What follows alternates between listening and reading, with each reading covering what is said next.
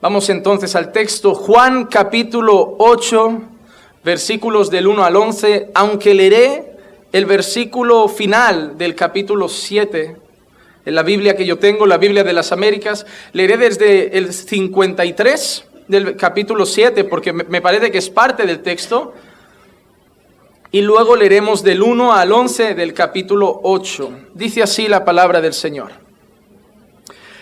Y cada uno se fue a su casa, pero Jesús se fue al monte de los Olivos. Y al amanecer vino otra vez al templo, y todo el pueblo venía a él, y sentándose les enseñaba. Los escribas y los fariseos trajeron a una mujer sorprendida en adulterio, y poniéndola en medio le dijeron: Maestro, esta mujer ha sido sorprendida en el acto mismo de adulterio. Y en la ley, Moisés nos ordenó apedrear a esta clase de mujeres. ¿Tú pues qué dices? Decían esto probándole, para tener de qué acusarle. Pero Jesús se inclinó y con el dedo escribía en la tierra. Pero como insistían en preguntarle, Jesús se enderezó y les dijo: El que de vosotros esté sin pecado, sea el primero en tirarle una piedra. E inclinándose de nuevo, escribía en la tierra.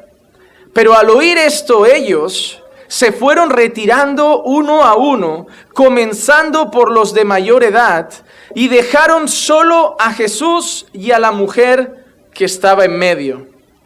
Enderezándose, Jesús le dijo: Mujer, ¿dónde están ellos? ¿Ninguno te ha condenado? Y ella respondió: Ninguno, Señor. Entonces Jesús le dijo: Yo tampoco te condeno. Vete, y desde ahora no peques más. Hermanos, quiero leer una porción del capítulo 7 para entender dónde estamos. Para explicar bien la historia, necesitamos conocer el contexto de la historia. Si nosotros contáramos esta escena hoy, sería una locura. Nadie hoy tomaría a una mujer adúltera, la traería a la iglesia, me la tiraría aquí en el suelo, pondríamos todos alrededor y nos dirían: Juan Manuel, la ley dice que la apedreemos, ¿qué hacemos? Eso hoy no pasaría. Así que debemos conocer el contexto. No podemos analizar las historias que vivió Jesús desde nuestra perspectiva del siglo XXI, no tiene lógica. Hay aplicaciones para nuestra vida, sí. Podemos traer enseñanzas para nuestra vida, es obvio. Pero lo que es cierto es que para entender bien lo que sucede, debemos entender dónde estamos, quiénes son y en qué tiempo. Juan capítulo 7, versículos 37 al 39, nos dice lo siguiente. Y en el último día, el gran día de la fiesta, Jesús, puesto en pie, exclamó en alta voz diciendo: Si alguno tiene sed, que venga a mí y beba. El que cree en mí, como ha dicho la Escritura, de lo más profundo de su ser brotarán ríos de agua viva. Pero él decía esto del Espíritu, que los que habían creído en él habían de recibir, porque el Espíritu no había sido dado todavía, pues Jesús aún no había sido glorificado. Hay un dato curioso sobre lo que dice del Espíritu. Dice que el Espíritu era una promesa para los que habían de creer en él. Jesús sabía que en el momento que una persona creía en él, recibía el Espíritu Santo. El apóstol Pablo lo dice en el libro de Efesios. Cuando el apóstol Pablo dice: habiendo creído el evangelio de nuestra salvación, fuimos sellados con el Espíritu Santo de la promesa. En el momento que creímos en Jesús y el evangelio, recibimos el Espíritu. Pero aquí Jesús dice que esas personas no lo habían recibido. ¿Pero por qué? Porque todavía no les había sido dado. Y dice concretamente que porque Jesús no había sido glorificado. Sabemos cuando el Espíritu Santo desciende y empieza a obrar entre los creyentes. Y es el día de Pentecostés en Hechos capítulo 2. Pero lo que estamos aquí, lo que estamos viendo, no es un día cualquiera en Jerusalén. No es una mañana cualquiera, una tarde cualquiera, donde la gente está haciendo sus compras, donde hay poca gente por la calle, donde están solamente los vecinos del barrio viviendo su día a día. En el texto que hemos leído ahora, dice que era el último día, el gran día de la fiesta. La fiesta a la que se refiere es la fiesta de los tabernáculos. Hay algunas fiestas sagradas para el pueblo judío, fiestas que juntaban, como el Pentecostés, fiestas que juntaban a muchísima gente de todos los rincones, no solo los vecinos de Jerusalén, sino que las posadas se llenaban, las casas se llenaban, las calles se llenaban. La escena en este momento debería ser como las Ramblas de Barcelona un 15 de agosto cuando todo europeo ha venido de vacaciones, que no se cabe por ese barrio, todos llenos, y además día de fiesta. Hermanos, si de por sí la raza humana es pecaminosa, si de por sí pecamos, cuando hay fiesta es peor. Hermano, y eso uno lo sabe. Por eso precisamente los creyentes no solemos estar en ambientes de fiesta, no solemos andar en discotecas, no solemos andar en fiestas nocturnas, porque la verdad cuando estás allí te preguntas ¿qué está pasando allí? Que glorifique al Señor, tú sabes que no es tu lugar. A mí hay gente que me pregunta, pero la Biblia no dice que bailar merengue es pecado y beberse un cubata es pecado, y siempre les digo lo mismo, y tampoco dice que esnifar cocaína es pecado. Pues anda y métete 2 rayas. Pero claramente dice que todo es lícito, pero no todo me conviene. Que todo lo puedo, pero no todo me edifica. Es que cuando tú conoces a Dios no necesitas un manual de lo que se puede y lo que no se puede, porque tú ya sabes lo que a Dios le va a agradar y lo que no le va a agradar. Lo que sí que dice la Biblia es que ya sea que comas, bebas o hagas cualquier cosa, debes hacerlo para la gloria de Dios. A mí cuando alguien me pregunta, me dice, oye, yo me quiero hacer un tatuaje, ¿tú qué piensas, Juan Manuel? Yo digo, ¿en qué glorifica a Dios? En nada. Pues no lo hagas, porque la Biblia dice que tenemos que hacer las cosas que glorifiquen a Dios. Y si eso no lo glorifica, no le veo motivo para hacerlo. Es una tontería para tu gusto y para exhibirlo. Porque eso de la gente que me lo hago para mí es mentira. Es mentira. No lo hacemos para exhibirlo. Entonces es algo de vanidad, algo personal, algo propio, que nada glorifica al Señor y no veo sentido que un creyente lo haga. Hermano, yo no necesito que la Biblia me dé un manual de cosas prohibidas para saber que hay cosas que no exaltan el nombre del Señor. No. Del matrimonio Dios solo me dice prácticamente un par de cosas como marido: que ame a mi esposa como Jesús ama a la iglesia y que la trate como un vaso más frágil. Y a ella simplemente le dice que me respete y que se someta. O sea, pero no hay una larga lista para el matrimonio. Entonces, ¿cómo lo hacemos? Pero uno sabe qué cosas glorifican al Señor. Uno sabe. Pero no dice que tengo que ser romántico. No dice que tengo que ser cariñoso. No dice que... Pero uno sabe lo que glorifica a Dios. Uno sabe lo que agrada al Señor. Cuando uno tiene comunión con Dios, no necesita un pastor detrás diciéndote esto puedes, esto no puedes, esto puedes, esto no puedes. Así está la iglesia hoy. Diciéndole a la gente, es que yo creo que cuando llegan a la iglesia deberíamos darle simplemente un folio ya, así vive. Ahí tienes la lista de permisos y de prohibiciones. Pero no es así, hermano. No es así. Más en una sociedad que sabemos que si hay algo que sabemos hacer es saltarnos reglas. ¿De qué vale darle un papel con reglas? Si no lo sienten en el corazón, se las van a saltar. Por eso hay un montón de gente viviendo en la iglesia de una manera y fuera de otra. Porque dentro aceptan las reglas y fuera hacen lo que el corazón les pide. Por eso hay que confiar que la gente conozca a Jesús. Porque una vez conocen a Jesús, van a ser dentro lo mismo que son fuera. Y no van a necesitar el pastor tener miedo de, ay, ¿cómo vivirán fuera? Pues si conocen a Jesús, vivirán para la gloria de Dios. Y si no conocen a Jesús, da igual que vivan bien aquí dentro. Si no conocen a Jesús, no importa que aquí dentro vengan con falda larga, que aquí dentro se sepan 4 palabras evangélicas como aleluya, amén, gloria a Dios. No importa que vengan a todos los cultos. Lo que importa es que la gente conozca a Jesús. Por eso la iglesia debe enseñar a la iglesia cómo vivir, pero sobre todo debe predicar el evangelio para que conozcan a Cristo. Esto era un día de fiesta, la fiesta de los tabernáculos. Y seguramente día de algarabía, día de mucha alegría. Habría bebida en el barrio, habría mucho alcohol, porque la gente no ha cambiado. La gente dice, ay, los tiempos nuestros son más difíciles. Mentira, mentira. Los borrachos han existido siempre, los adúlteros, los mujeriegos, los fornicarios, las orgías, todo lo que ves hoy se le puede llamar de otra manera, pero el hombre ha sido hombre desde que en Génesis 3 llegó el pecado. Así que lo que yo veo aquí de la fiesta de los tabernáculos, me imagino a los pecadores viviendo como sería hoy un día de Nochevieja. Que por cierto, Nochevieja, en vez de irte el 31 de fiesta, podrías venir a la iglesia, porque entramos el año adorando al Señor. Estáis invitados. En ese día, hermanos, el versículo 53 dice que cada uno se iba a su casa. Pero Jesús se fue al monte de los olivos. Lucas 22:39 también dice, y saliendo se encaminó como de costumbre hacia el monte de los olivos, y los discípulos también le siguieron. La gente, cuando acababan las enseñanzas de Jesús o cuando acababa el tiempo de comunión, se empezaban a volver cada uno a su casa, como haremos hoy.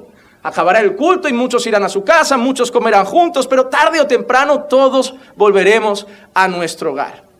Pero Jesús hacía algo diferente. Aquí dice Juan que él se fue al monte de los olivos. Y Lucas da otro detalle, sino que dice que era como de costumbre hacía. En otros pasajes vemos que Jesús, como de costumbre, se retiraba a lugares solitarios a orar. Hermano, Jesús pasaba tiempo con multitudes, hacía milagros, hacía señales, sanidades, cosas gloriosas, daba enseñanzas, pero no acababa un día sin que Jesús tuviera su tiempo a solas con Dios. ¿Qué quiero decirte con esto? Ve al trabajo, ve a la iglesia, sal a pasear con la familia, ve un rato vídeos en YouTube y diviértete, conéctate un poco si quieres a las redes sociales, sube 4 fotos, hazte hasta un selfie si quieres con decencia, haz lo que te dé la gana, pero no pases un día sin apartarte un tiempo y estar a solas con Dios. En esta vida da tiempo para todo. Pero si para algo tenemos que sacar tiempo todos los días, es para tener un tiempo a solas con Dios. Oro con mi familia, está bien. Oro con mi esposa, está bien. Pero ten un tiempo a solas con Dios. El otro día hablábamos con los hombres y les decía, hay oraciones que uno no puede hacer en la iglesia. No creo que fuera, y yo les di un ejemplo. Les dije, imagínense que estamos jueves de oración, yo estoy aquí orando todos, clamando en ese ambiente tan agradable y de golpe escuchan a su pastor diciendo, Señor, ayúdame, quita este sentimiento de odio que tengo por Machón. Y Machón empezará a mirar como, ¿cómo? Mi pastor me odia. ¿Y yo qué le he hecho? Yo creo que Machón ya no oraría. Es que además iría a casa como... Pastor, ¿le importa que hablemos luego? Pastor, Machón, hoy no me va bien, no tengo tiempo. Pero es que me odia. ¿Y por qué? Ese día no dormiría, el viernes no dormiría, el sábado no dormiría, hoy estaría en el culto, me estaría escuchando y pensando, ¿pero por qué me odia?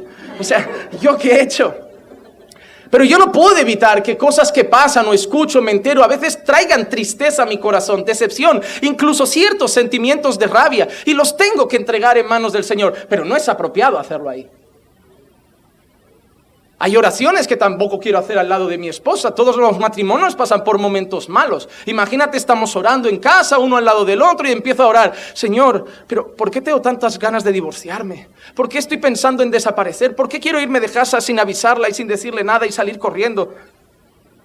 O sea, todos hemos tenido días malos en el matrimonio. Todos hemos tenido momentos que nos sentimos como fuera de lugar, como que no hemos acertado con eso. Y quien diga que no miente, debemos ser honestos. Pero no creo que sea una oración para que mi esposa escuche. Si yo sé que la voy a entregar en manos de Dios y 2 días después el Señor va a sanar mi corazón y me va a hacer ver que son tonterías de mi cabeza. Entonces yo creo que hay un momento que debemos tener cada día solas con Dios. Es bueno orar con la iglesia y orar por la iglesia. Es bueno orar en familia y por la familia. Pero necesitamos un tiempo con Dios para expresar las cosas que no queremos que nadie sepa. Porque, hermanos, realmente, nuestro corazón pasan cosas muy oscuras, cosas muy tristes. Voy a ser honesto y soy creyente. Yo en el pasado he tenido sensación y deseo de quitarme la vida, conociendo al Señor. Y yo no puedo orar delante de gente, mi mujer entraría en shock, mi familia, mis amigos, la iglesia entraría en shock, pero yo puedo ir al Señor diciendo, Señor, ¿por qué no le veo sentido a mi vida? ¿Por qué me siento así? No me la voy a quitar, pero se me han pasado cosas muy feas por el corazón. Pero los momentos a solas con Dios son los que sanan esas cosas. Hermano, te digo una cosa, dependéis mucho de la gente. Cada vez que os venís abajo, os hundís, os deprimís, corréis al teléfono de una amiga, del pastor, de su esposa, de una hermana, en vez de correr a Dios. Y la hermana lo único que te va a decir es corre a Dios, porque yo no puedo quitarte la depresión. Yo no puedo quitarte la angustia. Yo no puedo quitarte las ganas de suicidarte. Yo no puedo alegrarte. Yo no puedo quitarte la amargura. Corre a Dios. Entonces, en vez de pasar por la hermana, ya ve a Dios. Y si vas a una hermana, no es para que te dé un consejo mágico, como mucho para que ore contigo. Pero sabemos que la solución está en Dios y no está en la gente. Cuando la gente viene con un problema a mí, yo no voy a darle un consejo mágico. Yo le puedo decir, ve a Dios. Y si quieres, oramos juntos. Pero la respuesta está en Él. Jesús de costumbre se apartaba a orar. Y es ahí cuando llegamos al versículo 2 y empieza la historia de la que nosotros llamamos la mujer adúltera.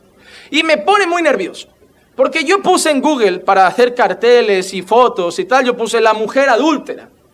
Y sale esa escena de Jesús de rodillas mirando a esa mujer. Pero es que esa mujer deberíamos llamarla de otra manera, porque fue adúltera ese día. Pero yo creo que ese día cambió su historia. Deberíamos llamarla la mujer perdonada. ¿Por qué siempre le recordamos a las personas su pecado? ¿Por qué seguimos llamando a esa mujer la mujer adúltera? Porque es la mujer perdonada, es la mujer redimida, es la mujer salvada por la gracia de Dios. Ya no es la mujer adúltera. A mí me hace mucha gracia cuando hablamos del Dios de Abraham, de Isaac y de... No, es Israel. Porque Dios le cambió el nombre. Dios le dijo, ya no te llamarás Jacob, a partir de ahora serás Israel. Pero nosotros nos gusta más que llamarle usurpador. Nos gusta más recordarle su pasado de traidor con su hermano y su familia. Pero Dios le cambió el nombre. Ya no es el Dios de Abraham, de Isaac y de Jacob. Ahora es el Dios de Abraham, de Isaac y de Israel. Tú ya no eres fulanito el homosexual. Tú eres fulanito el ex homosexual. Tú ya no eres fulanito el traficante. Tú eres fulanito el hijo de Dios. Tú ya no eres fulanito el mujeriego. Tú eres fulanito el hombre fiel. Porque Jesús ha marcado un antes y un después en tu vida. Hermano, no podemos seguir catalogando a las personas por lo que eran antes de Jesús, cuando Jesús les ha hecho nueva criatura. Yo no soy el mismo que era. Y esta mujer para mí ya no es la mujer adúltera. En esta historia sí, pero ahora ya no. Porque al final veremos que fue la mujer perdonada. Perdonada como nosotros. Así que hoy voy a dividir el sermón en 3 puntos de vista. Hay varios personajes en esta escena. Vemos una multitud que estaba allí, pero vemos 3 personajes o 3 categorías de personajes, y yo quiero hablar de los 3 hoy, para dar 3 lecciones de lo que pasaba aquí. Quiero que hablemos de los fariseos, quiero que hablemos de Jesús, y quiero que hablemos de la mujer. Y en todo va a haber lecciones para todos. La primera parte la vamos a dedicar a los fariseos, versículos 2 al 5. Dice así: y al amanecer vino otra vez al templo, y todo el pueblo venía a él, y sentándose les enseñaba. Multitudes iban a Jesús, y él ¿qué hacía? Les enseñaba. Les enseñaba. Esa que gente que dice, yo no quiero doctrina, yo quiero a Jesús. Jesús daba doctrina. Jesús vivía enseñando. La enseñanza es importante. Pero Jesús hacía milagros, hacía señales, entre otras cosas, pero sobre todo enseñaba. El problema que es triste hoy, que la gente ve a Jesús haciendo milagros y enseñando, y aunque hiciera, por ejemplo, un 25% de su vida milagros y un 75% de su vida enseñando, la gente solo habla de los milagros, aunque la mayoría del tiempo enseñaba. Así está la iglesia hoy. Así está la iglesia hoy, quitándole valor a la enseñanza. Pero había gente que no le gustaba que la gente fuera a escuchar a Jesús. Como hoy, hay muchas personas, muchos antiguos pastores vuestros, que ya nos conocen y nos odian, porque venís a escuchar enseñanzas de otra persona, diferentes. Y había otro grupo de personas que estaba viendo como multitudes habían abierto los ojos a la verdad, iban corriendo a la verdad, porque la verdad no es una cosa, la verdad es una persona, Jesús es la verdad, y corrían a Jesús a escuchar sus enseñanzas. Los escribas y fariseos odiaban esa escena, y por eso entra el versículo 3. Los escribas y fariseos trajeron a una mujer sorprendida en adulterio, y poniéndola en medio le dijeron: Maestro, esta mujer ha sido sorprendida en el acto mismo de adulterio, y en la ley de Moisés nos ordenó apedrear a esta clase de mujeres. Tú pues, ¿qué dices? Hermano, pensando en el contexto, lo que pasa era normal. El adulterio, ¿cómo se castigaba? Con la lapidación. El adulterio se castigaba a pedradas. Si hoy se hubiera castigado así, anda que no habrían sitios vacíos aquí en esta sala. Pero tuvimos misericordia de Dios sobre nuestras vidas. Pero el adulterio se castigaba a pedradas.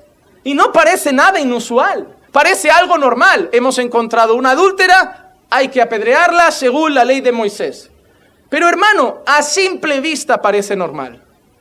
Pero si nosotros profundizamos en lo que pasa, no tiene nada de normal.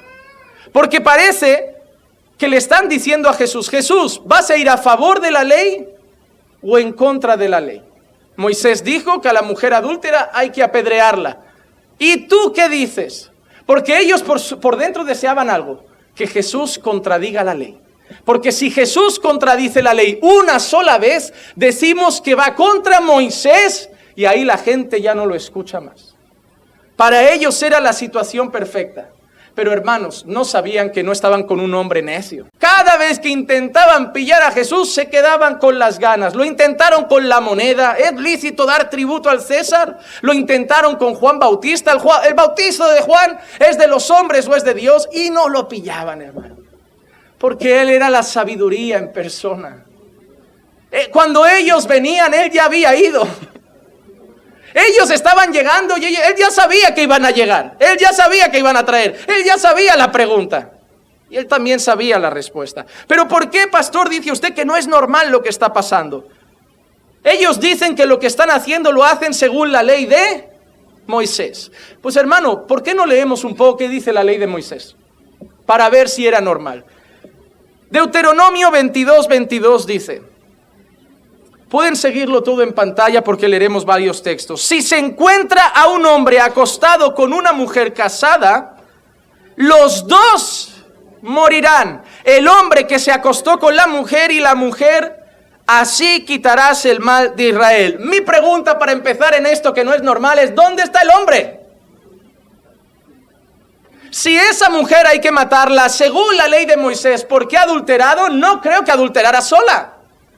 La primera contradicción en mi corazón y en mi mente cuando yo estudio este pasaje es ¿dónde está el hombre? Porque el hombre también debía morir apedreado. Pero el hombre no está. El hombre no aparece. Igual ni había hombre. Igual era una falsa acusación. Igual no les interesaba ni siquiera castigarla. Estaban más interesados en Jesús que en ella. Segunda cosa que veo. Deuteronomio 19:15. No se levantará un solo testigo contra un hombre por cualquier iniquidad o por cualquier pecado que haya cometido. El caso será confirmado por el testimonio de 2 o 3 testigos. ¿Dónde están los testigos? ¿No está el hombre? ¿No están los testigos? Y este es el protocolo que dicta la ley de Moisés. Ellos han cogido a una mujer, la han traído a Jesús y le han dicho, adulterado. Moisés dice que la apedreemos. ¿Tú qué dices? Ojo, Moisés dice muchas cosas. Hermano, no era directamente vamos a tirar piedras. Había un procedimiento, había un juicio. Pero esta gente no estaba preocupada con el pecado de la mujer. Esta gente quería hacer caer a Jesús.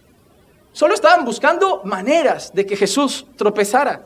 No hay testigos, no aparece el hombre, pero además, Deuteronomio 16:18-20.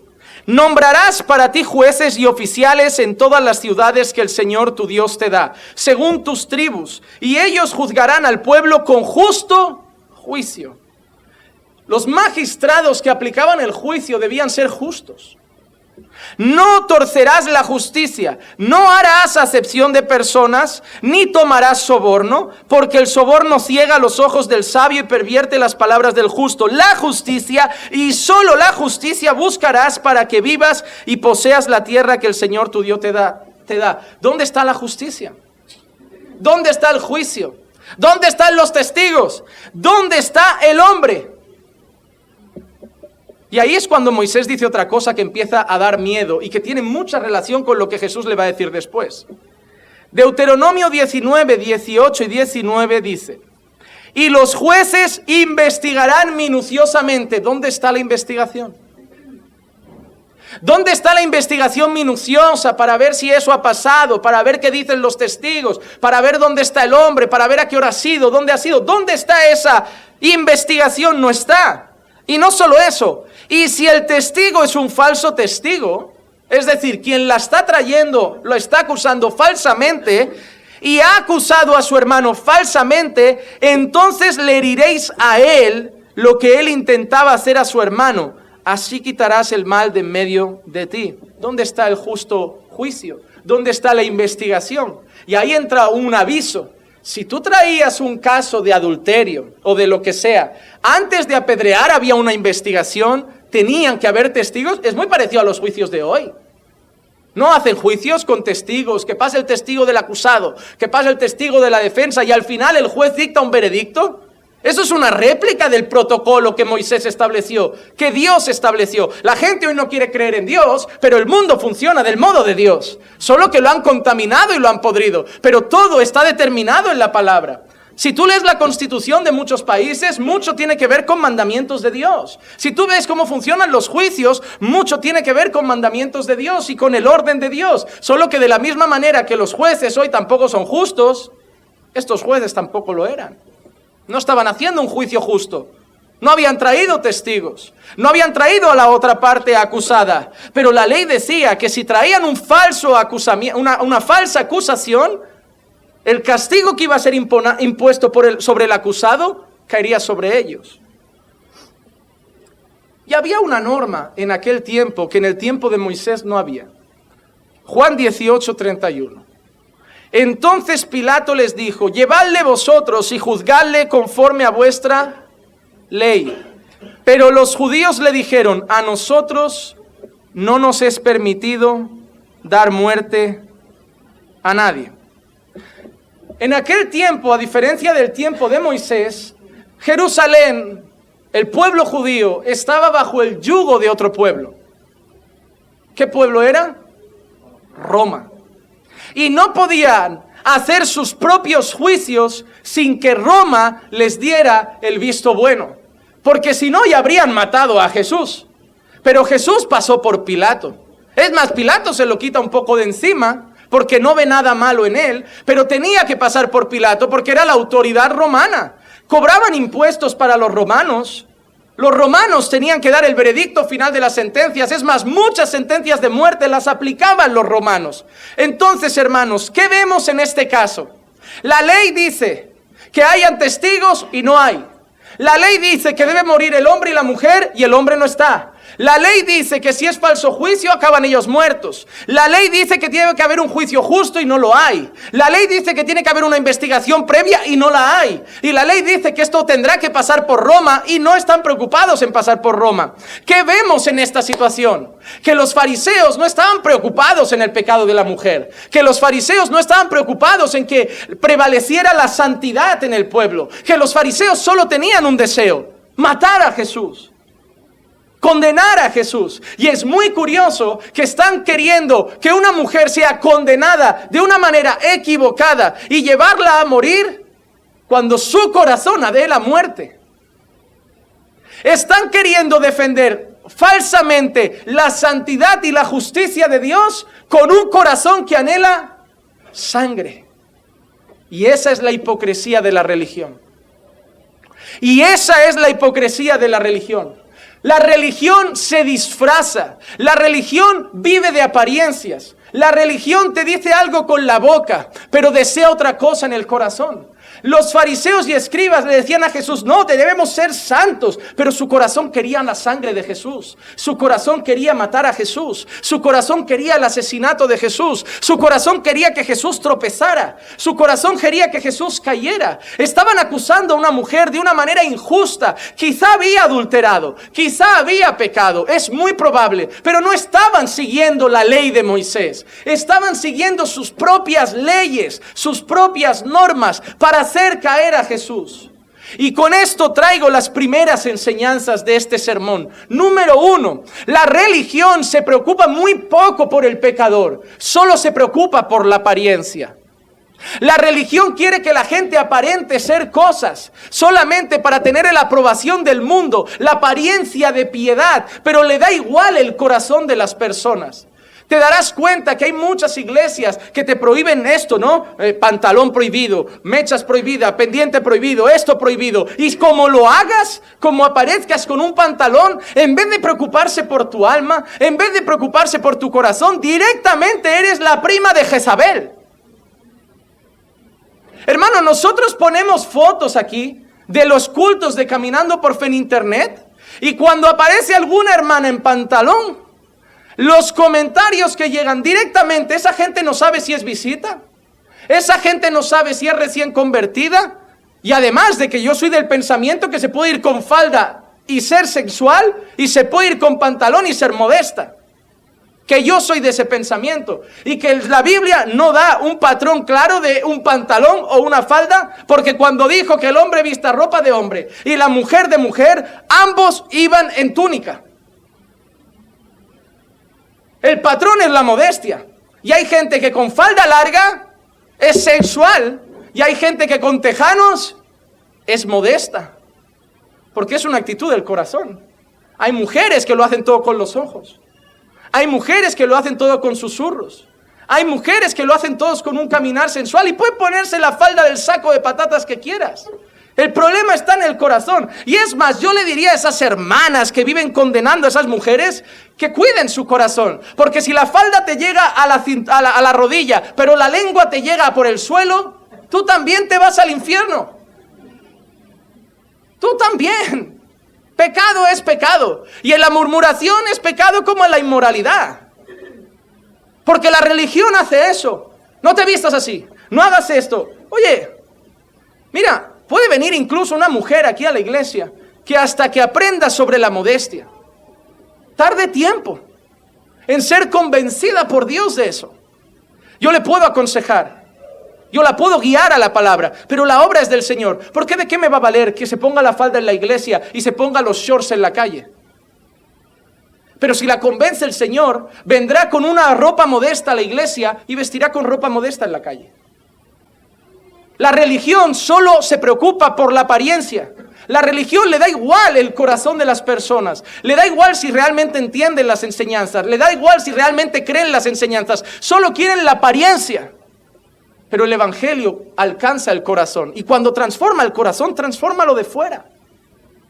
Pero mientras los fariseos solo querían aparentar santidad, Jesús santificaba realmente a las personas. Él se preocupaba por los pecadores. Mientras la religión dice, no te juntes con pecadores, Jesús comía con ellos para salvarlos.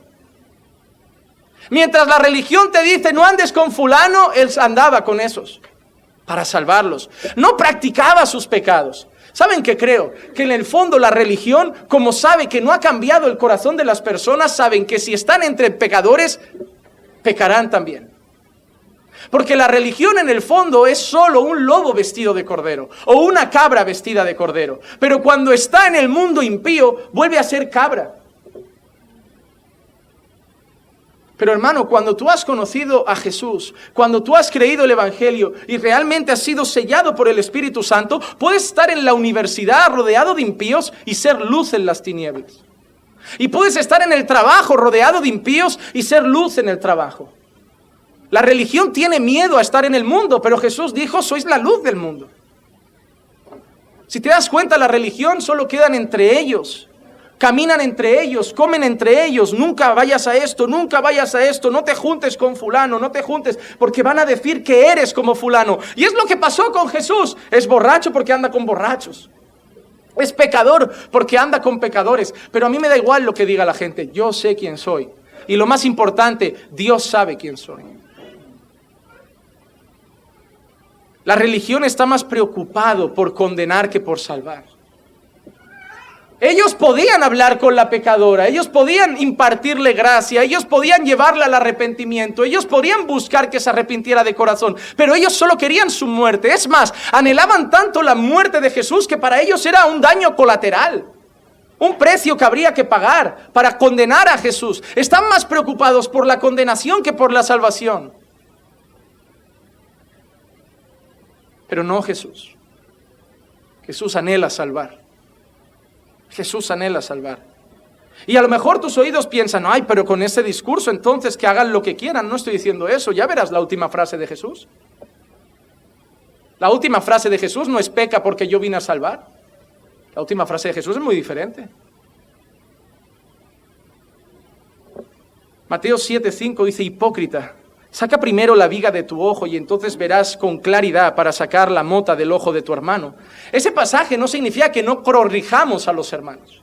Ese pasaje no significa que no vayamos a denunciar el pecado de los hermanos. Solo que hay que hacer un examen previo, no vaya a ser que yo también sea corregido por mi hermano. Quizá ese hermano tiene ese problema, pero yo tengo otro. No significa que no puedo ir, pero yo tengo que estar dispuesto primero a restaurar mi propia vida. A restaurar mi propia vida. La otra diferencia de la religión es esa, que la religión no reconoce que es pecadora. La religión cree que es justa, que es santa. Mira, hay gente que tuerce tanto la escritura, esta gente religiosa que te dice, un cristiano no puede pecar. Y la Biblia realmente dice lo contrario. Dice que por nuestra naturaleza no podemos evitar pecar a veces. No podemos evitar pecar a veces. No practicamos el pecado y esa es la clara diferencia. No nos revolcamos en el lodo, pero caemos, tropezamos. Y es ahí cuando te dicen, arrepiéntete, que si Jesús viene hoy y te ha pillado con esa mentira, al fuego, Hermano, esto es como te toque. Esto ya no es que Jesús te salve, eso es que te toque suerte el día de tu muerte. Porque como te saltes un semáforo en rojo rompiendo las leyes, que es pecado, y al saltarte el semáforo te arrolle un camión, pues no tuviste tiempo de arrepentirte y para el infierno. Pero ha sido esa vez. Lo siento, según ellos te vas al infierno porque no tuviste ese minuto de arrepentimiento. ¿Esa es su teoría? ¿Esa es su teoría? Pero esa teoría no tiene fundamento bíblico. La religión es así. Te vive midiendo. ¿No es triste cuando vives entre religiosos y sientes que estás siendo constantemente medido y examinado? Que te da miedo hasta hablar. Porque si digo esto era inapropiado, hoy mis zapatos eran demasiado altos, hoy mis uñas están un poquito oscuras, hoy mi pantalón me apretaba demasiado y dices, ¿sabes qué? No me apetece ir. Porque en vez de disfrutar del culto estoy más pendiente de los que me están mirando. Y no es que las cosas se vivan de cualquier manera con Jesús. Es que debemos entender que el que cambia a la gente es Jesús. Y que en vez de estar mirando a la persona así, como, hoy me siento en otro lado, me voy a pensar que vine con esa hermana. Que en vez de mirar a la gente así, podemos abrazarle y decir, vamos a orar para que Dios hable a nuestro corazón. Y preguntarle después del culto, ¿qué te dijo el Señor hoy? ¿Qué has aprendido? Y ya llegará el tiempo en que te diga, oye, ¿cómo ves mi ropa? Oye, ¿cómo ves esto? Y tú le puedas decir, mira, la Biblia dice esto, pero hazlo cuando de verdad tú estés convencida. No lo hagas por mí, no lo hagas por el pastor, no lo hagas por la iglesia. Hazlo cuando de verdad el Señor te convenza. Y ahí esa persona va a llegar un tiempo después, de otra manera, y le vas a decir, oye, últimamente vienes diferente. Ya es que el Señor me ha hecho entender esto. Mira qué diferencia. En tener a una persona que por no sentirse marginada lo va a hacer, pero dentro se va a sentir forzado y no lo hace con gozo. Y es cuando la religión se vuelve un yugo y contradice lo que el Jesús dice, que su carga es ligera. No hay nada más triste que los cristianos reclamando de la iglesia y de la fe. Eso es una contradicción del Evangelio. Creyentes amargados reclamando de la iglesia contradice el Evangelio, porque el creyente por naturaleza tiene gozo. Ay, ¿tu iglesia qué tal? Llena de pecadores. Es que yo me voy de mi iglesia porque, ay, la gente ahí es chismosa. Ahí también tenemos. ¿Ah, sí? Pastor, yo estoy de visita hoy y me dice que aquí hay chismosos. Hay. Y mentirosos, algunos. Y gente de soberbia. Y orgullosos.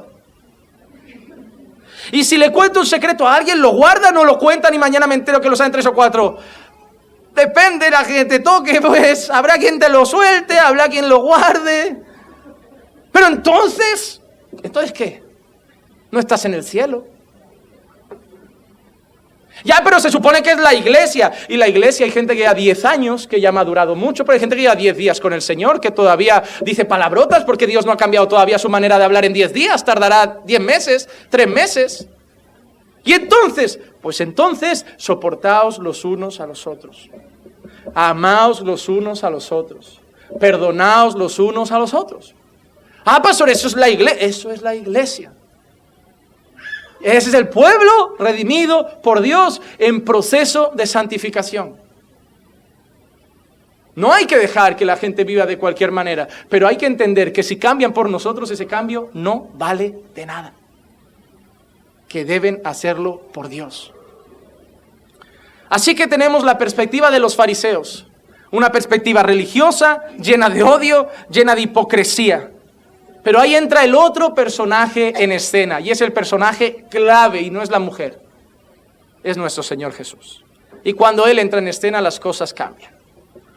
El versículo 6 incluso nos enseña que no estaban interesados en la mujer. Mira que dice, decían esto probándole para tener de qué acusarle.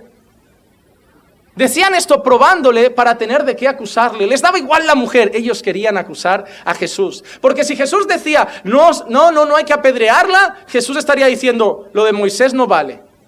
Y si Jesús decía, vamos a matarla, Jesús estaba pasando por encima de Roma. Entonces lo iban a acusar de cualquier manera. ¿Y qué hace nuestro Jesús? Se inclinó y con el dedo escribía en tierra. Y ahí está el misterio de los místicos.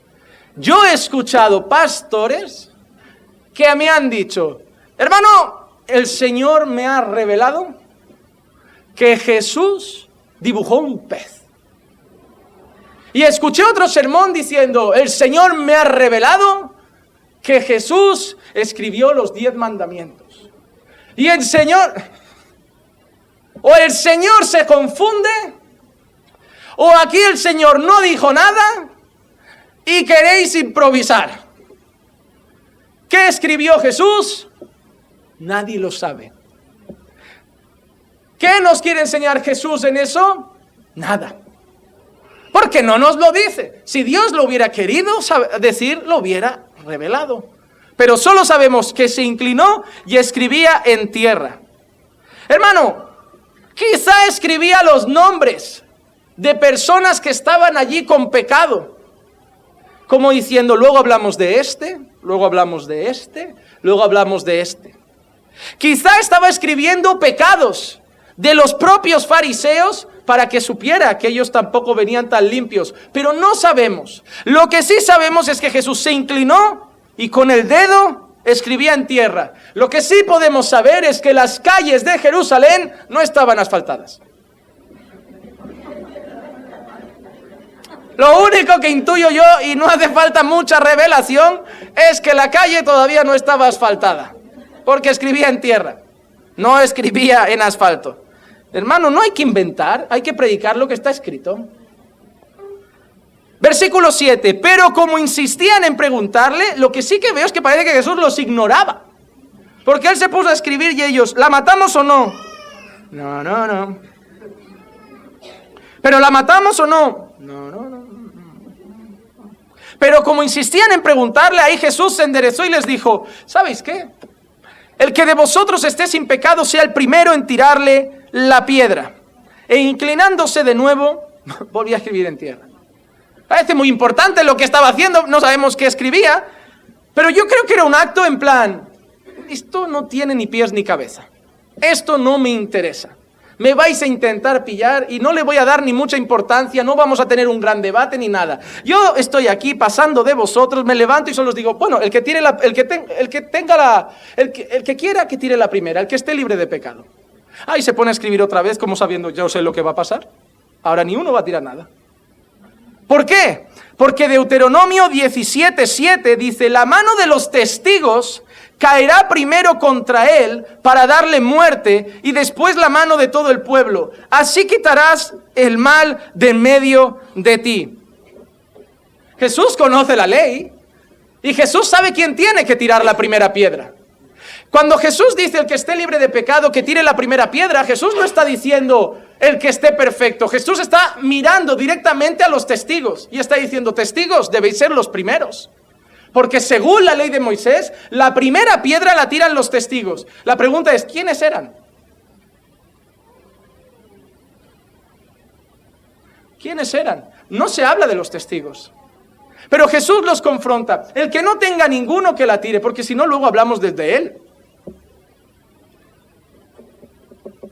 La mano de los testigos caerá primero contra él para darle muerte y después la mano de todo el pueblo. Así quitarás el mal de en medio de ti. Hermano, lo que yo sé, y es lo que quiero decir de Jesús y dejar muy claro, es que Jesús nunca contradijo la ley de Moisés. Es que Jesús se saltó la ley de Moisés porque mandaba matarla y no la mató, la perdonó. Jesús no. Allí no se estaba siguiendo el protocolo. Allí no se estaba siguiendo el protocolo. Jesús lo único que les dijo es, si vamos a matarla, hagámoslo como dice la ley, que primero la tiren los testigos y que estén libres de pecado. Jesús quería cumplir la ley. Ellos lo intentaron coger, amarrar, persuadir para que tropezara y acusarlo y no lo consiguieron. ¿Por qué? Porque Jesús vivió una vida perfecta. Vivió una vida perfecta. Romanos 5, 17 al 19 dice, porque si por la transgresión de uno, por este reinó la muerte, mucho más reinará en vida por medio de uno, Jesucristo, los que reciben la abundancia de la gracia y del don de la justicia. Así pues, tal como por la transgresión resultó la condenación de todos los hombres, así también por un acto de justicia resultó la justificación de vida para todos los hombres. Porque así como por la desobediencia de un hombre, los muchos fueron constituidos pecadores, así también por la obediencia de uno, los muchos serán constituidos justos. Jesús vivió una vida perfecta, vivió una vida de obediencia. El pecado es transgresión de la ley y Jesús nunca pecó. Primera de Juan 3, 4, 5, todo el que practica pecado, practica también la infracción de la ley, pues el pecado es infracción de la ley. Y vosotros sabéis que Él se manifestó a fin de quitar los pecados y en Él no hay pecado. Mateo 5, 17 y 18. No penséis que he venido para abolir la ley o los profetas. Él no vino a contradecir la ley. Él no vino a pasar por encima de Moisés. No he venido para abolir, sino para cumplir. Él vivió la ley perfectamente, porque en verdad os digo que hasta que pasen el cielo y la tierra, no se perderá ni la letra más pequeña ni una tilde de la ley, hasta que toda se cumpla. Pero no solamente eso, sino que Jesús a lo largo de la historia ha tenido diferentes funciones. Nosotros sabemos que todos compareceremos ante el tribunal de Cristo. Pero cuando Cristo vino a esta tierra, no vino como juez. Él nos va a juzgar un día. Pasaremos delante del tribunal de Cristo todos. Pero Él no vino como juez en ese momento. Sabemos que ahora Él es rey, es profeta, es sacerdote. Pero también será juez y que ahora es abogado. Pero en ese momento no era juez. Lucas 12, 13 y 14 dice, una de la multitud le dijo, maestro, dile a mi hermano que divida la herencia conmigo. Pero él le dijo, hombre, ¿quién me ha puesto por juez o árbitro sobre vosotros? Así que, hermano, la perspectiva de la religión es el deseo de condenar a Jesús y no de cuidar a una pecadora. La perspectiva de Jesús es, no podéis condenarme porque yo soy perfecto. Y ahora llegamos a la perspectiva de la mujer. Versículos 9 al 11.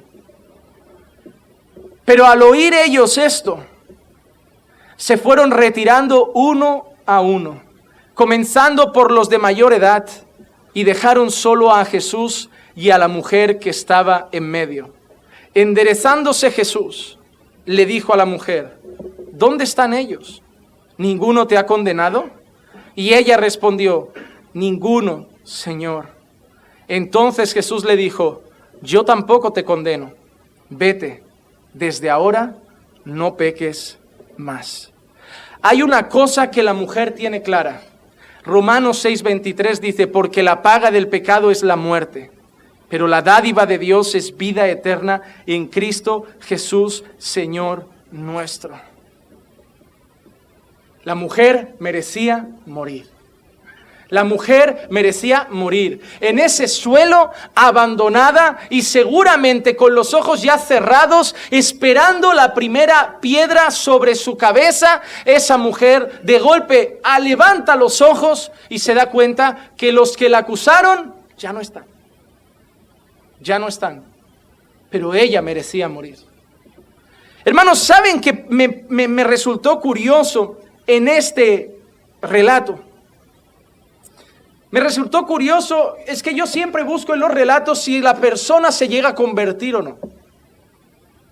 Pero la mujer no lo sé, porque la mujer no vemos cómo sigue, ¿verdad? La samaritana se puso a predicar, el gadareno se puso a predicar, Nicodemo por lo contrario se marchó, no se quedó con Jesús y parece que no aceptó sus palabras de nacer de nuevo. Pero la mujer no vemos cómo sigue.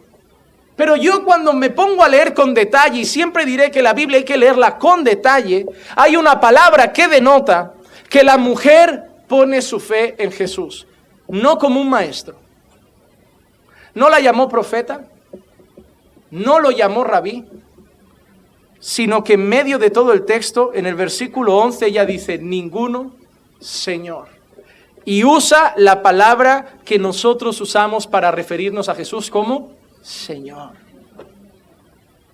La mujer en ese instante reconoce que el que le acaba de salvar la vida no es un profeta, que el que le acaba de salvar la vida no es un maestro judío, que el que le acaba de salvar la vida no es un buen samaritano que ha intercedido por ella, que el que le acaba de salvar la vida es el Mesías, el Señor y Salvador de su pueblo. Y ella lo reconoce. Ella entonces entiende una cosa. ¿Por qué Jesús le hace esa pregunta? ¿Dónde están ellos? ¿Ninguno te condena? ¿Jesús sabía que se habían ido? ¿Sí? ¿Jesús sabía que la mujer ya no iba a ser condenada? Sí. ¿Por qué le hace esa pregunta? ¿Por qué le pregunta a la mujer si se han ido? Si no la van a condenar. Porque Jesús quiere que ese momento quede grabado en el corazón. Le está diciendo, ibas a ser condenada, ibas a morir por tus pecados. Jesús quiere que ella misma sea consciente de lo que está pasando. Quiere que ese acto de salvación y gracia quede grabado en su corazón. A veces Dios hace preguntas que Él sabe la respuesta, no por Él, sino para que nosotros pronunciemos la respuesta. Dios sabía dónde estaba Adán. Pero pregunta, Adán, ¿por qué te escondes? Adán, ¿dónde estás? Él quería que Adán fuera consciente de su pecado y de su vergüenza. Él sabe dónde está Abel y le pregunta a Caín, ¿y tu hermano? Y ahí le pregunta, y Caín responde con ese odio del corazón, ¿acaso yo soy guardián de mi hermano? Son cosas que Dios sabe. Pero Dios pregunta, no porque Él las tenga que saber, sino porque quiere que tú las recuerdes.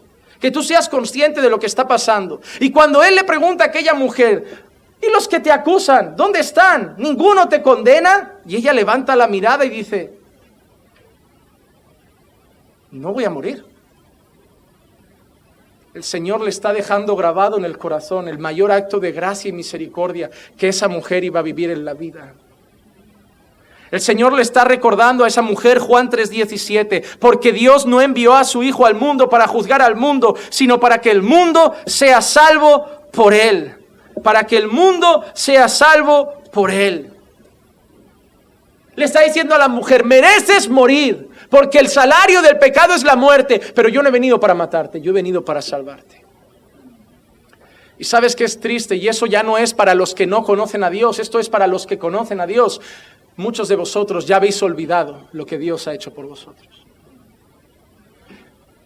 Hermanos, ¿saben por qué mucha gente no ora? ¿Saben por qué mucha gente apenas lee la Biblia? ¿Saben por qué mucha gente apenas dedica tiempo devocional con Dios? No porque estén fríos en la fe, porque han olvidado lo que Dios hizo por ellos. Porque cuando traicionaste a tu mujer, dabas tu casa por perdida, te pusiste a clamar al Señor, el Señor toca el corazón de tu mujer, te perdona y restaura tu casa, vivías orando, vivías agradecido, vivías cantando, pero como ya ha pasado un año, tu mujer no se ha ido y ya todo ha vuelto a su cauce, ya te relajas. ¿Saben por qué muchas personas a veces me preguntan, pastor, ¿por qué Dios permite que me pasen estas cosas? Porque solo lo buscas cuando te pasan esas cosas. Y Dios te ama tanto que quiere que lo busques. Y a veces es necesario hacerte pasar por cosas para que lo busques. Sería mucho mejor que no tuvieran que pasar y lo buscaras. Pero Job tuvo que pasar las 1001 para al final decir, de oídas le había oído, pero ahora mis ojos lo ven. Hermano, no hay ningún sentimiento más triste al corazón de un creyente que la ingratitud. Que el no ser agradecidos por todo lo que Dios ya nos ha dado. Cuando Jesús salvó tu casa, salvó tu alma, te salvó del infierno, perdonó tus pecados, no faltabas un culto, eras constante, estabas en tu primer amor. Pero ya te has olvidado, ¿verdad? Ya eres un cristiano más. Lo hizo hace mucho. ¿Saben por qué recordamos cada mes con la cena del Señor la cruz? Porque no podemos olvidar ni un solo día por qué estamos vivos. Porque cada día te levantas, te debes levantar dando gracias al Señor porque tu corazón late.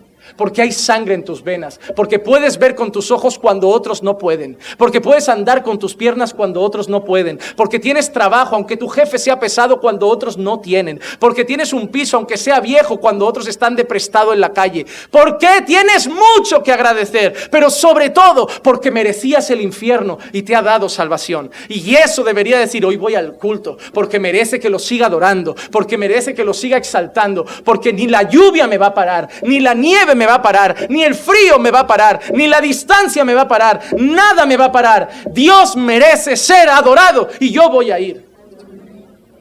Oh, no soporto los creyentes que sé que se quedan en casa cuando hace mal tiempo, que sé que no vienen. A mí hay gente que me dice, es que llueve y con el niño, ya sabes, ¿con el niño qué? Cuando el lunes llueva y toque cole, no va. No va. ¿Por qué lo llevas al colegio y no lo llevas a la iglesia? Es que hoy vino mi prima y de Perú y ¿qué pasa? Si viene un martes no vas al trabajo. O le dices a tu prima, te esperas que salgo a las 7 del trabajo. Pero la iglesia siempre se puede apartar, ¿verdad? El culto a Dios siempre se puede desplazar. El culto a Dios siempre puede estar en un segundo plano. Arrepiéntete, porque Dios no es lo primero en tu corazón. Pastor, pero es que hoy mi familia cumple años, pues les dices que a partir de las 2 estás ahí. Es que hoy vino mi abuela y hace 4 años que no la veo, pues 4 años y 6 horas. Que la viejita espere. Y si muere, pues será el día.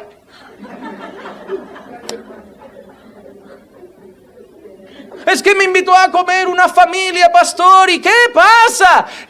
El mundo tiene... No, hermano. Los cristianos tenemos que amoldarnos a los mundanos y que lo cambias por cualquier cosa. Y quieres que vengan, pero cada vez que te proponen otra cosa, tú dejas a Dios de lado y el culto. Porque dejar el culto es dejar a Dios de lado y no me digas que no. Porque si te vas con tu prima no vas a hacer culto en su casa. ¿Cómo te van a seguir si no ven a ese Dios tan grande y tan deseado y tan amado? ¿Cómo le vas a decir, Dios ha cambiado mi vida, Dios es poderoso, Dios es lo más importante para mí? Y a la que viene la abuela de Perú, te vas del culto para ir a verla. Pues tu abuela va a ser, abuela, si muere, muere, pero me espera. Primero Dios y después usted, abuela. Primero Dios y después usted, mamá. Sí, hijo, pero llevo 6 años desde Colombia que no te he visto, hijo, y he venido solo 3 días. Mamá, no se muere por 3 horas. Hoy es día de culto. Y si tantas ganas tiene, mamá, de verme, venga al culto. No, es que la abuelita, venga abuela, le invito al culto y luego la invito a comer incluso. Pero no, ustedes siempre ceden, ellos no. Que nunca se les llene la boca si son de esa gente diciendo, Dios es lo primero. No, Dios es una porquería en tu vida. Cuando Dios es lo primero, la gente empieza a decir, algo le está pasando a ese zumbao. Se ha vuelto loco perdido. Ahora es Dios, Dios, Dios. Y te empezarás a escuchar esas frases que todas las familias nos empiezan a decir. ¿Qué pasa? ¿Que ya no existe otra cosa? Dios, Dios, Dios, iglesia, Dios. No, no existe otra cosa. No existe otra cosa. Y si me quieres con esto. Porque esto no lo vas a quitar de mi vida. ¿Sabes por qué? Porque cuando mi jefe me despida, el que me va a abrir puertas de trabajo es Él. Cuando esté enfermo, el que me va a sostener es Él. Cuando esté deprimido, el que me va a traer gozo es Él. Cuando esté que me quiera tirar por un puente, el que me va a coger de la mano para que no salte es Él. Así que no voy a cambiar a los que sí me van a dejar un día por aquel que nunca me ha dejado y que encima murió en una cruz por culpa de mis pecados. No lo cambio.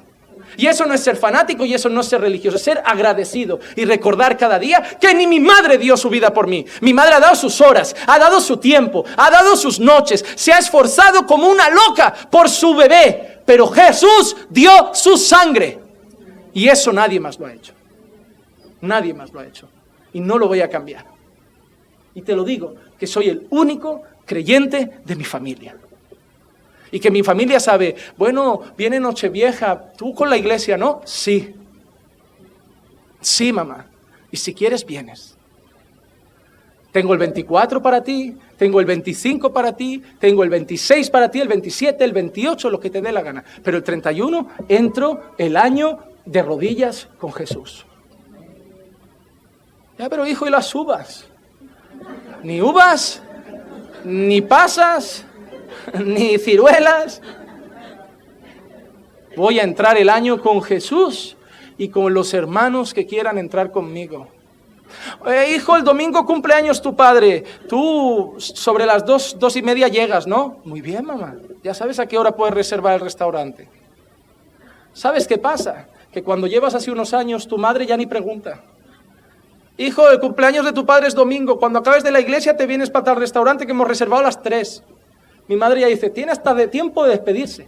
De los hermanos, con gusto. ¿Sabes lo bonito? Que ahora vas a casa de mi familia a comer. Y ellos son los que terminan y te dicen, ¿vais a bendecir la mesa?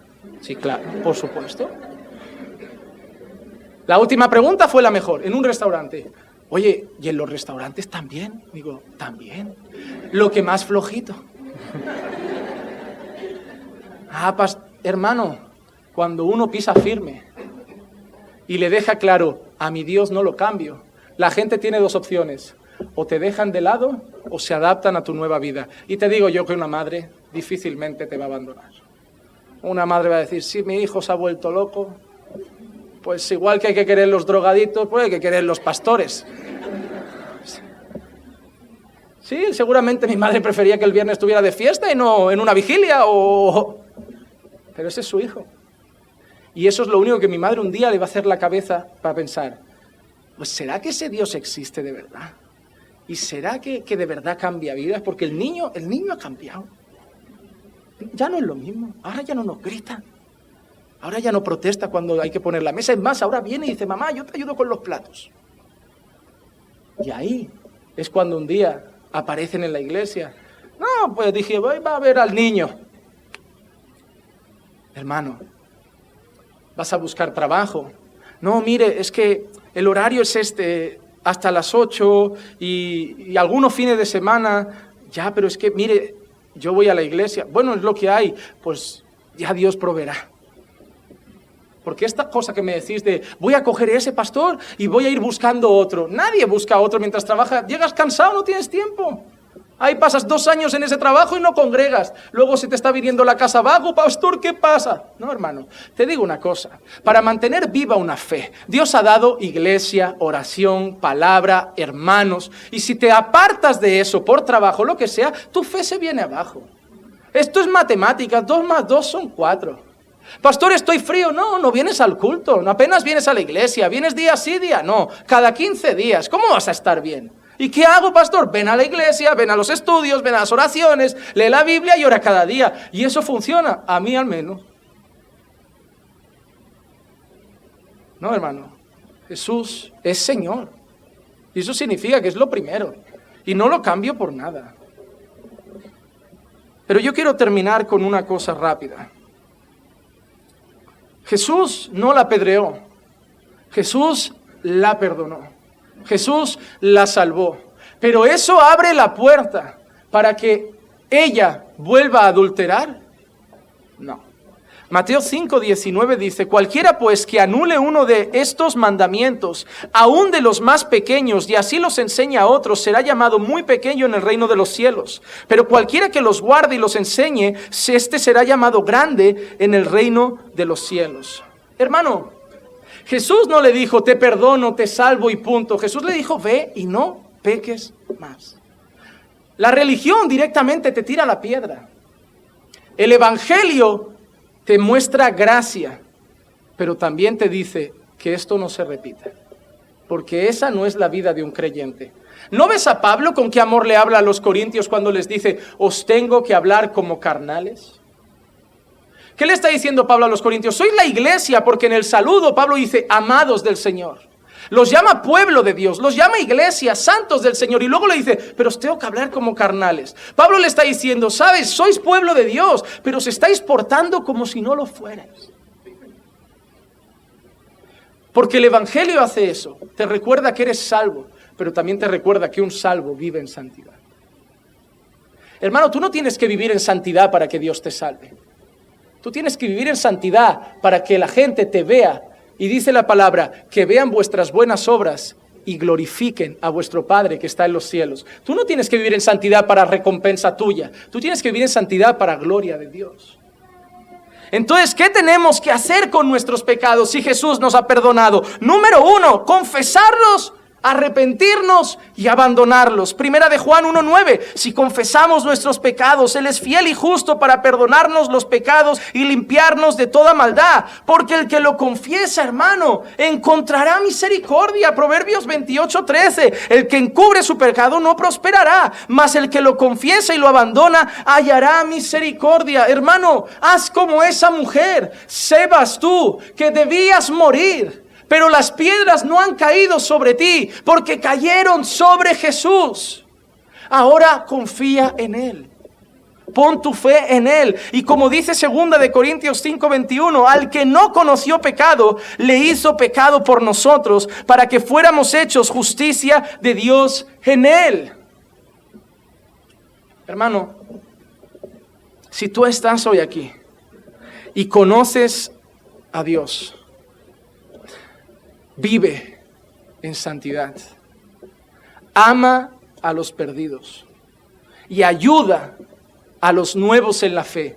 No los condenes, no les tires piedras, no les digas cómo deben vivir. Guíalos a la palabra, ora por ellos y confía en la obra del Señor. Pero si tú no conoces a Jesús, estás hoy aquí y no has depositado tu fe en Él, debo decirte algo: si no te arrepientes de tus pecados, esas piedras caerán sobre ti con el juicio de Dios, y Dios te mandará al infierno.